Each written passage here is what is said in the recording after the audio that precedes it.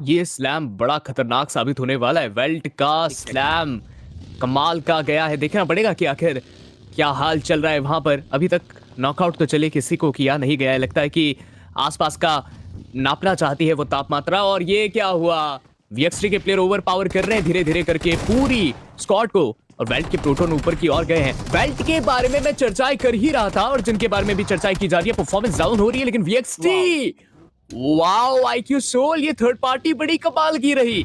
यानी अब 5 अंक आ चुका है और वेल्ट के भी अब 2 खिलाड़ियों को पीछे से देखिए। एक विंडगॉड है जो कि नजरें गड़ा कर बैठी है कि थोड़ा और फाइट कीजिए। हमारे पीछे ही प्लेयर नकुल, ये बहुत बड़ी मिस्टेक थी। 2 प्लेयर को कमजोर समझना आपकी पहली गलती और आखिरी भी साबित हो सकती है, क्योंकि वेल्ट ने वीएक्सटी को जिस हिसाब से पहले सपना दिखाया कि हाँ आप जीत रहे हैं, उसके बाद मैच को पलट कर रख दिया फट से इस फाइट को। लेकिन मैन एडवांटेज के हिसाब से बात करें तो वेल्ट ई स्पोर्ट्स को पल भर में तबाह किया जा सकता है। पहला खिलाड़ी इन्फिनिटी के द्वारा नॉकआउट, ऊपर प्रोटोन चढ़कर आए थे, लेजेंड के द्वारा टेक डाउन किया गया और अब तो सिर्फ और सिर्फ जस्ट ही बचे जिनके हाथों में केवल एक ग्रेनेड।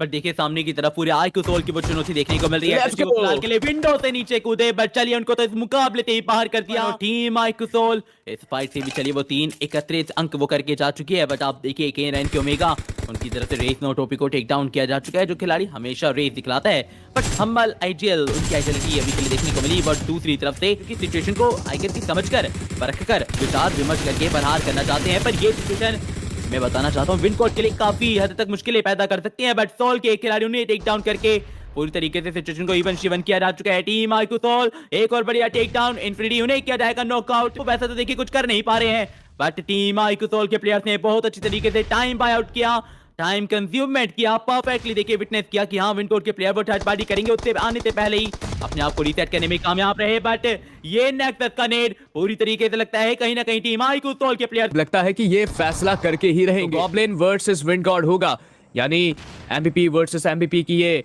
भिड़ंत, ये लड़ाई होते हुए दिखाई देगी। और यहाँ जीतेगा कौन? मुझे लगता है कि नेक्सस के अंक को समेट लेना चाहिए, जिससे एटलीस्ट अगर कोई दुर्घटना घटती भी है तो आपके पास अंक रहेंगे। लेकिन 4 खिलाड़ी होने के बाद आप एक प्लेयर से डरे, ये बिल्कुल सही नहीं है। और मोलोटोव का यूज बड़ा परफेक्टली किया गया था और साथ में यूटिलिटीज भी बरसा दिए गए थे प्री प्लान करके कि पहले मोलोटोव और लगातार ग्रेनेड्स, पूरा जाल बिछा ही दिया था। वो प्लेयर का बचने का कहीं से भी एक रास्ता नहीं दिख रहा था।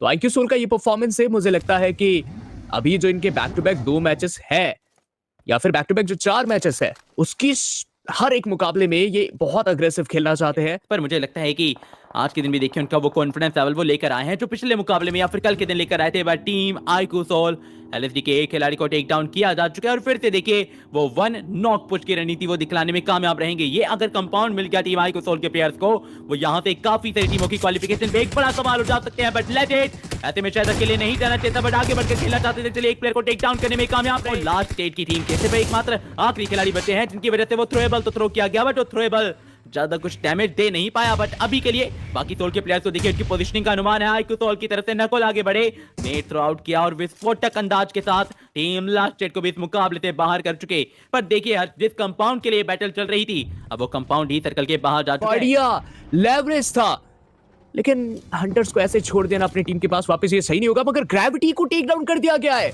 क्या बात है। यानी कि जेनेसिस जैसी खूंखार टीम, आप चाहे पल भर के अंदर अब उन्हें तहस नहस कर सकते हो, बिकॉज हंटर्स उनके पास कवर नहीं है। पीछे की ओर से नकुल उनको आराम से स्टैप करते हुए दिखाई देंगे। काफी प्यारा बैक स्टैबिंग वहां देखने मिला, लेकिन आईक्यू सोल कोई कभी भी इनके ऊपर स्लैम कर सकता है। और स्पेशली पीछे खड़ी K9 इंतजार में ही बैठी है कि कब हमें एक गुड न्यूज मिले जिससे कि हम स्लैम कर पाए जेनेसिस और सोल के ऊपर।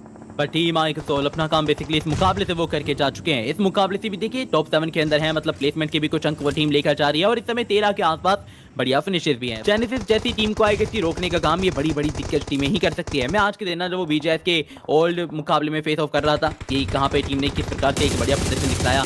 टीम जेनेसिस ओवरऑल तीसरे स्थान पे थी वो 3 दिन के बाद। ये दर्शाता है कि जेनेसिस के पास एक्सपीरियंस तो काफी ज्यादा है, बट आईक्यू सोल और K9 हम उन्हें भी देखे अंडर एस्टिमेट तो नहीं कर सकते। जेनेसिस नीचे की ओर जा चुकी है और इसीलिए तो फायदा मिल रहा है उस टीम को। और देखिए यार जीवो एक आखिरी खिलाड़ी बैठा हुआ था वहां पर, ऑटोबॉट्स का समापन कर दिया गया और आईक्यू सोल और रैपिड क्योस के ऊपर छलांग लगा चुकी है। और ये ग्रेनेड काफी ज्यादा डिसाइडर साबित हो सकता था, लेकिन उसके स्प्लैश से कोई खास प्रभाव नहीं आया है। अटैक किया जाए काम हो सकता है, लेकिन गॉब्लिन को देखिए वो एक परफेक्ट एंगल निकाल रहे हैं। जेनेसिस की ग्रेविटी वो रैपिड के उसके ऊपर अटैक कर रहे हैं, यानी कि रैपिड का अंदर जाना वो जेनेसिस के लिए फायदा बना, मगर गॉब्लिन का ये एंगल कमाल का है। यहां से वो पूरी टीम की खबर ले सकते हैं और अब तो धीरे धीरे करके K9 के ऊपर भी स्प्रेस को बरसाया जाएगा। यहां रहकर वो अपनी टीम को एंट्री बड़ी अच्छी तरीके से जोन के अंदर दिला सकते हैं, लेकिन आगे कवर बिल्कुल नहीं है।